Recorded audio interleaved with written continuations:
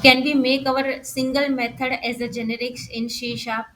If you're interested to see the same video in English, link is in the video description. तो देखिए PD पिछले video में sorry पिछले video में हमने स्टडी किया था कि जेनरिक्स क्या होता है और हम हमारे क्लास को और मेथड को किस तरीके से जेनरिक्स फॉर्म में बना सकते हैं। लेकिन ऐसा इंटरव्यू में आपको क्वेश्चंस पूछा जा सकता है या फिर आपको कोई ऐसा कोड दे देंगे कि ये कोड सक्सेसफुली रन करेगा या नहीं करेगा। तो यहाँ पर मैं क्या कर रही हूँ, इसी क्लास की एक कॉपी बना रही हूँ, यहाँ पर स्टूडेंट न्यू करके बना रही हूँ, सेम कॉपी है। लेकिन फिलहाल अब मैं इस क्लास को जेनेरिक्स फॉर्म में नहीं ले रही हूँ यहाँ पर। ठीक है, यहाँ से मैं पर्टिकुलर एक जो मेरी मेथड है, ये जो मेरी ये ओल्ड मैं कह देती हूँ, इसको कैलकुलेट ओल्ड कह देती हूँ, और ये वाली में जो कैलकुलेट न्यू मेथड जो है उसको मैं यहाँ पर जेनेरिक्स में बनाना चाहती हूँ। तो क्या मैं अपने एक स्टूडेंट न्यू या फिर स्टूडेंट, ये मैं इसको ओल्ड कह देती हूँ, ठीक है, ये सॉरी स्टूडेंट न्यू है और ये जो है मेरा स्टूडेंट ओल्ड क्लास हो गया। ठीक है, तो यहाँ पर मुझे ऑब्जेक्ट क्रिएशन में यहाँ पर भी चेंजेस करने पड़ेंगे, इधर इधर और इधर। ठीक है, अभी क्या मैं अपने स्टूडेंट न्यू की इस कैलकुलेट न्यू वाली मेथड को जेनेरिक्स फॉर्म में बना सकती हूँ? Yes, you can do it. इस तरीके से क्वेश्चंस इंटरव्यू में पूछे जा सकते हैं। तो आपको ध्यान रखना है कि भाई सिर्फ इतना ही नहीं स्टडी करना है कि भाई जेनेरिक्स क्या है, क्यों होता है, किस लिए होता है। देखिए अभी मैंने क्या कर दिया, अपनी कैलकुलेट न्यू वाली जो मेथड है उसको पर्टिकुलर सिंगल मेथड जो है मेरे स्टूडेंट न्यू वाले क्लास की, ये जो सिंगल मेथड है यहाँ पर, इस मेथड को मैंने यहाँ पर क्या कर दिया है, जेनेरिक्स बना के रखा है।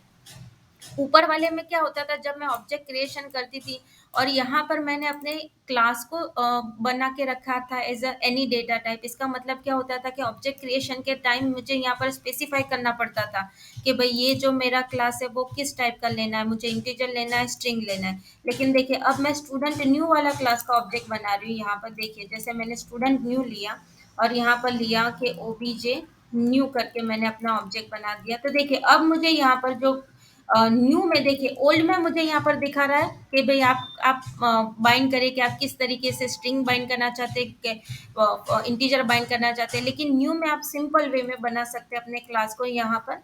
ठीक है, और फिर यहाँ पर ओबीजे न्यू लीजिए आप, यहाँ पर ओबीजे न्यू। ठीक है, ये है, सॉरी, अच्छा ये ओबीजे है, सॉरी। तो यहाँ पर मैं ओबीजे न्यू लूंगी। ठीक है, और यहाँ पर देखिए अभी देखिए न्यू में मुझे यहाँ पर पैरामीटर शो पूछ रहा है कि आप अपने न्यू के अंदर जो है मेथड में किस टाइप की डेटा टाइप लेना चाहते हैं। लेकिन देखिए ओल्ड में आपको वो पैरामीटर शो नहीं कर रहा है। ओल्ड के अंदर तो उसने मुझे बाय डिफॉल्ट कह ही दिया है कि इंटीजर ए और बी जो है वो इंटीजर टाइप के है। लेकिन जब मैं यहाँ पर ले रही हूँ तो मुझे यहाँ पर क्या क्या स्पेसिफाई करना पड़ता है कि मुझे लेना पड़ेगा कि यहाँ पर जो है मेरी मेथड जो है वो किस तरीके से रहेगी। तो मैंने यहाँ पर ले लिया इंटीजर। ठीक है, अभी यहाँ पर मैं ले रही हूँ 2,3। ठीक है, और यहाँ पर अगेन इंटीजर Z1 ले लूँगी ताकि मुझे यहाँ पर कोई रिटर्न में इश्यू ना आए। यहाँ पर मैंने Z1 ले लिया और ये जो है वो मेरा काम हो जाएगा यहाँ पर। और उसी तरीके से एक और मेथड यहाँ पर मैं ले रही हूँ, वाई ले रही हूँ, सेम y1 ले लूँगी तो क्या आपको और पता चलेगा। और यहाँ पर मैं ऑब्जेक्ट न्यू ले लूँगी, यहाँ पर मैंने इसको पेस्ट कर दिया और यहाँ पर मुझे कैलकुलेट न्यू की जगह मुझे देखिए अभी यहाँ पर देखिए उसने मुझे यहाँ ओ सॉरी मुझे यहाँ पर ये जो है ये स्पेसिफाई करने की जरूरत नहीं है। जिस तरीके से आप यहाँ पर पास करेंगे उसके बेसिस पर वो ले लेगा। तो न्यू जो है वो यहाँ पर मैंने इंटीजर लेके रखा है तो उसने इंटीजर ले लिया। यहाँ पर कैलकुलेट जो है मैंने स्ट्रिंग वैल्यू पास करके रखी है तो मुझे स्ट्रिंग वैल्यू यहाँ पर असाइन कर रही है। अभी मैं क्या कर रही हूँ, यहाँ पर इन दोनों की वैल्यू को यहाँ पर डिस्प्ले करवा रही हूँ। ठीक है, और ये जो एड जॉइन वाली जो है उसको ही मैं यहाँ पर डिस्प्ले करवाने की कोशिश कर रही हूँ। ये कोड को मैं फिलहाल के लिए बंद कर देती हूँ और यहाँ पर मैंने ले लिया Z और यहाँ ले लिया Y। देखिए अब मैं अपनी एप्लीकेशन को रन कर रही हूँ तो क्या होगा, मुझे सेम आउटपुट देगा। लेकिन ये जो मेरा बाइंडिंग हुआ, ये डेटा मेरी डेटा टाइप जो बाइंड हो रही है वो इंस्टेड ऑफ क्लास लेवल मैं यहाँ पर मेथड लेवल पे भी स्पेसिफाई कर सकती हूँ। मैन्युअली लिखेंगे तो भी चलेगा या फिर आप अगर अपनी मेथड में जिस तरीके से वैल्यू पास करें उसके बेसिस पर वो ए और बी को उसके बेसिस पर अलाउड कर देगा। देखिए ये ए और बी का स्कोप यहाँ से यहाँ तक का है और यहाँ पर ए और बी का स्कोप जो है वो अलग है। लेकिन अगर आप अपने कोडिंग में से गुड कि आप अपने कोड को इस तरीके से बनाएं ताकि आपको समझ में इन फ्यूचर जब आप दोबारा से उस कोड को खोलें तो आपको कंफ्यूजन ना हो। ठीक है?